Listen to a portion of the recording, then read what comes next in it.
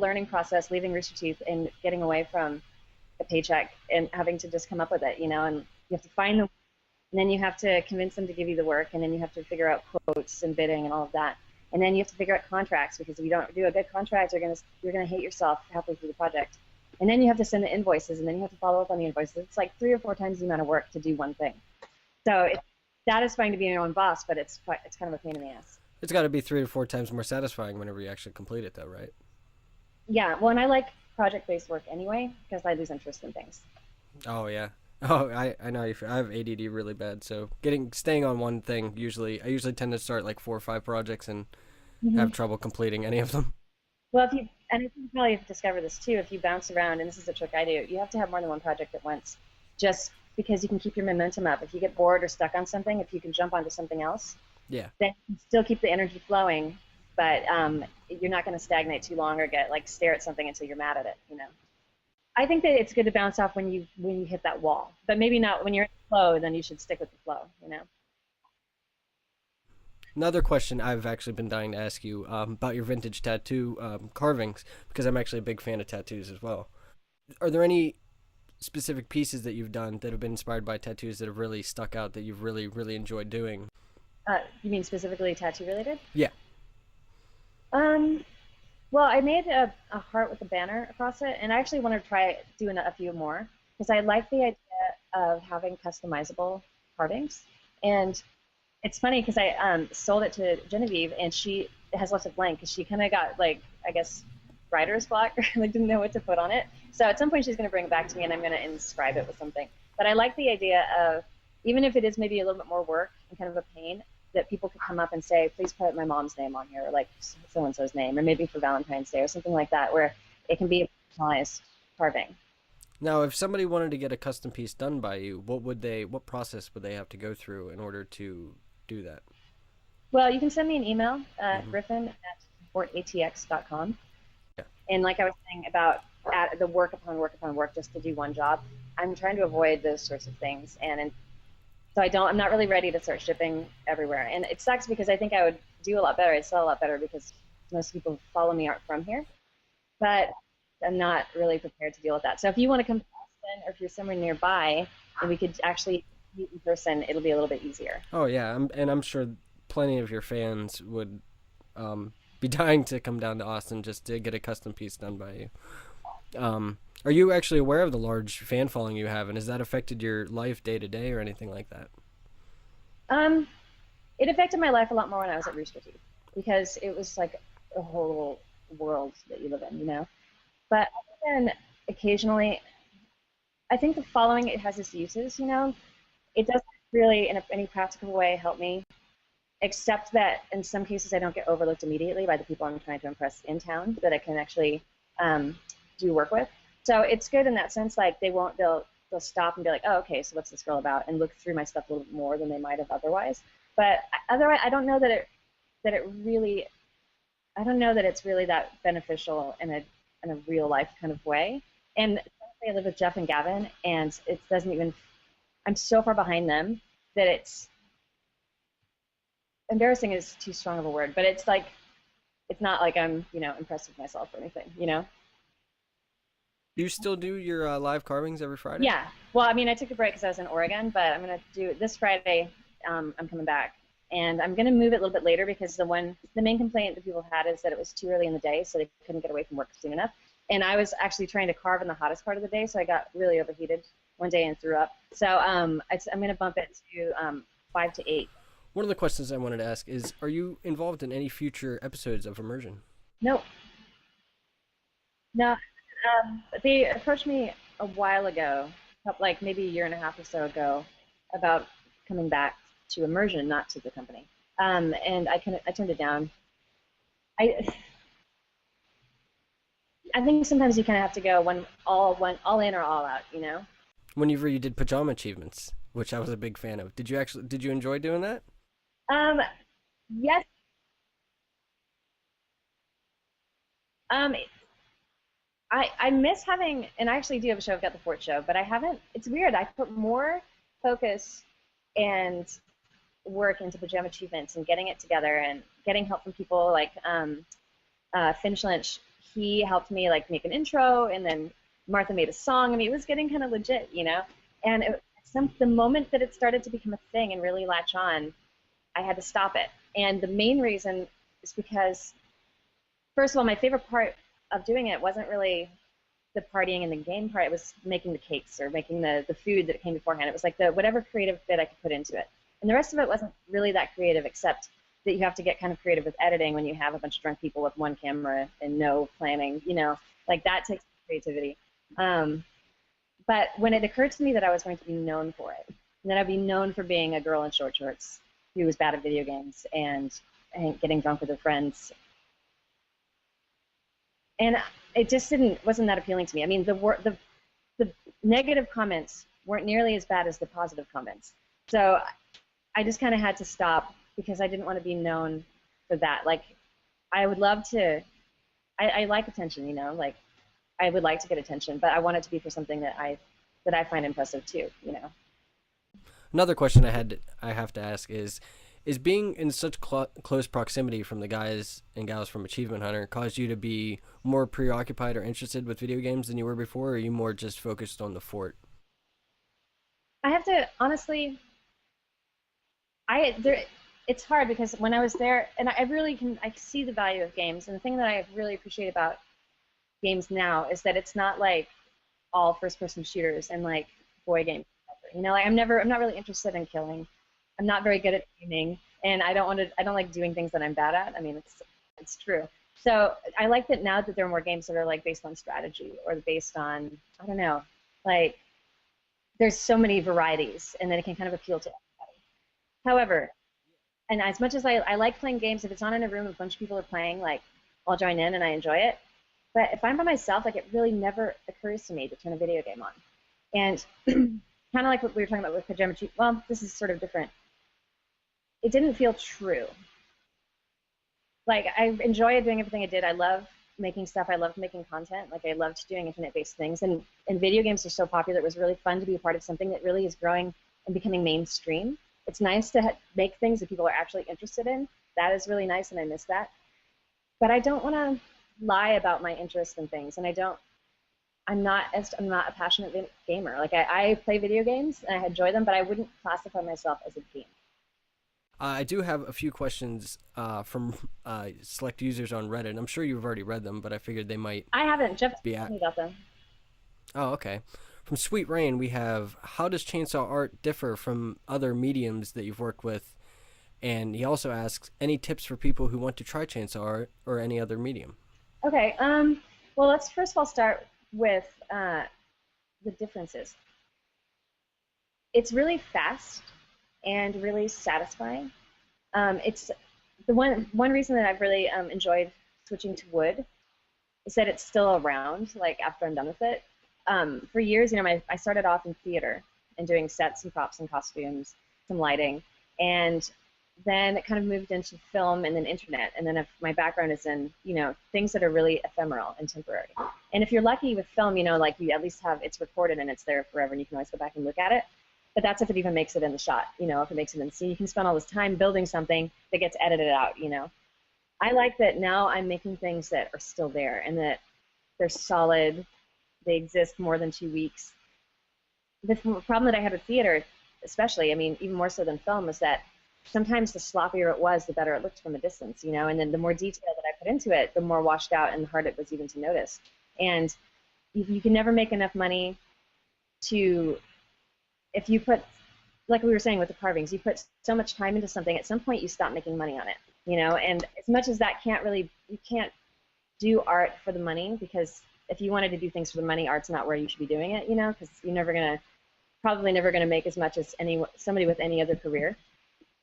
But you have to be practical at some point too, and if you love putting detail into things, like a theater backdrop really isn't what you should be focusing on. So there's that, but there's also a tremendous, I was thinking about this today, there's a huge power trip that I get doing it, kind of, you know, it's like, Jeff was helping me with my saws, and we were coming back from Oregon. I brought all my tools with me, and he was like taking my saws out to the van, and he was commenting on how heavy it was. He's like, I can't imagine you holding this for 5 hours, and not just holding it, but like lifting it over your head and doing all this work with it. And it's like, yeah, it took me a while to get the stamina to where I could work for more than a few hours at a time. Being able not only just lifting it and working with it, but cutting things and like just using something that you could really cut your leg off with, but making some beautiful art out of it or something really delicate is this sort of huge power trip. I like it. I'm actually I'm way less scared of my saws than I am of my angle grinder because I always get hurt on my grinder more than the saw because the saw is pointing away from you. And then this is something actually a tip for anyone who wants to start. First, get a pair of these Kevlar chaps. You can get them through Bailey's. You go online, the Bailey's catalog. They sell like stuff to loggers or whatever. So yeah, get yourself a pair of Kevlar chaps before you even start because if you cut like a major artery, you're dead. So yeah, wear chaps. I feel okay with it. The only time I've ever hurt myself on the saw is when I set it down and tripped over it, cut my ankle. But otherwise, the angle grinder is way more dangerous because to use it, I took off all the safety because it's better. You get more use out of it that way. And then getting a pad that's too long for it, like maybe an inch, hangs out over an inch, so it's more like a cutting tool. So yeah, I'm way more scared of the grinder than I am of the chainsaw. I mean, there's a lot to it. I mean, the thing that I found the most useful. I have a mentor, R.L. Blair, and he is known for doing like all the carvings. He was the main carver for Disneyland, and a lot of those giant carvings of characters and stuff were done by him. And when I was a kid, like he was actually in Oregon when I was a kid, and built this amusement park with a fellow carver that was just like on the coast. And I remember going as a kid and like walking through it. And I actually just went back there and bought some wood. That's where I got the wood for the anchor to his old place with the kid of the guy who used to carve there. So randomly he's in Texas and has been sort of not showing me how to carve. Like he gave me an owl tutorial once, and he hates teaching, and I hate learning from people, so it didn't go well. And we haven't tried doing a lesson or anything since. But he's been really helpful, giving me advice on tools, like what to buy, what not to buy. Before I talked to him about it, I had already wasted like $100 on different tools that were recommended to me by woodworkers, but not carvers. It's not useful in any way at all. Um, so I've saved a lot of money and time, like mistakes and things like that I would have made had to do like the hard way. I've been able to avoid pretty quickly just by having somebody to ask. So if you have a carver in your area and you're interested in carving, it is good. If they don't mind creating some competition, like good to go and hang out with them. Even just like hang out, watch them work, get some ideas. Do you have anybody that hangs out with you and watches you work at all? Oh, you mean as far as interested in carving? Yeah, there's this guy that just started hanging out here in Dimitri, and he's interested, and so I gave him some tips on like what tools and stuff. And I don't really know a lot, so I was kind of careful to say, all right, I don't really know a lot, but here's what I know. And so I think he might try it out. But it is sort of an investment. You got to buy all these tools, and kind of adds up. Karen 144 asks if you had unlimited funds to make whatever you wanted, All what would right, you I know create? this answer actually. I'm really interested. I really want to make a community. No, park isn't exactly it. So I've been doing work lately. Some of the work I get paid for. It's like I don't get paid to do this, but some of my money work is doing playground and stencil design. So a year ago, I did this big playground markings project in Austin, and I was hired by Dairy Max, which is a branch of the National Dairy Council, and AISD to redesign their playground art. And I created a bunch of stencils, worked with a stencil manufacturer, and I ran a crew in a warehouse, and we mixed like 1,200 gallons of paint, traffic paint, into rainbow colors by hand in one 5-gallon bucket. Pretty intense. And then had to help supervise, do some hire artists as consultants, and then sort of supervise the installation of playground art in like 80 schools in Austin. And so since then, that project has been picked up, and we're working on developing it into a product. It's about to go public or whatever, and I'll put a link up. People can buy it if they want to for their school or church or whatever. So it's exciting to do something that it benefits a community and children too, but also adults, anybody. I'm really interested in doing that, but maybe in a more three-dimensional way, not just with painting, but structures. Recently, I was traveling to go to this chainsaw carving festival, and I stopped in St. Louis, Missouri, and checked out the City Museum, and that place is incredibly inspiring. It was this old like shoe factory or something, and this artist took it over and did some amazing like metal work and like tile mosaics, and there's like hollowed out logs that have like a rebar reinforcement, and only like kids can climb through it, but it's too small for adults. They have like one of the things you can, I guess they used to throw the discarded shoes, like the ones that didn't make the cut. It was like these t- shoots, like shoe shoots. They turned one of them, they reinforced it, turned into like a 5-story slide you can slide down. It's just amazing. Like they have like parts of planes and school buses and like things welded, and you can climb through it, and it's this gigantic playscape taking over this old like industrial building. And you can go and tour it. They've got like bars and restaurants inside, and there's all these different layers. And it's this sort of like a huge three-dimensional collage art project open to the public. So I would love to do something like that. It's like a community project that's sort of like an amusement park playground sort of thing using art. So that's kind of what I would do. Because and I keep looking, I'm kind of looking around for projects that might line up with that with people that have grant money, because I don't have the money to do it. But yeah, I'm becoming more and more interested in public art. And I guess it's that, like with the internet or whatever, you get into people seeing what you do, That was sort of, that's why I had to get away from theater. I mean, it wasn't even that you can't make money doing it and that I wanted to put more detail than was practical. It's that not a lot of people go and see it, and then it's over, and then there's not really any record except for some snapshots. And kind of with film too, I mean, people will see it if that ever sees the light of day, but so many that film projects I've worked on that I put time and energy into that haven't gone anywhere, and no one's seen them. So public art seems like kind of the next step as far as actually letting somebody interact with it. And I like that. I kind of like when I walk into a shop, and it's terrible because I'm trying to teach Millie not to do this, but I do it, and then I set this horrible example, but I have to touch everything. Like, I just need to. I don't know. I like, and I want people to feel comfortable doing that with my art, except when they're disrespectful. And one of the problems that I've had trying to make the fort into a venue is that people get really disrespectful with the art in here. And this is an art space primarily, more than it's like a place where drunk idiots listen to music. So, I mean, I've had people like put beer cans, like smash beer cans, and put them in my sculptures, and put sunglasses and shit on it, like just disrespectful.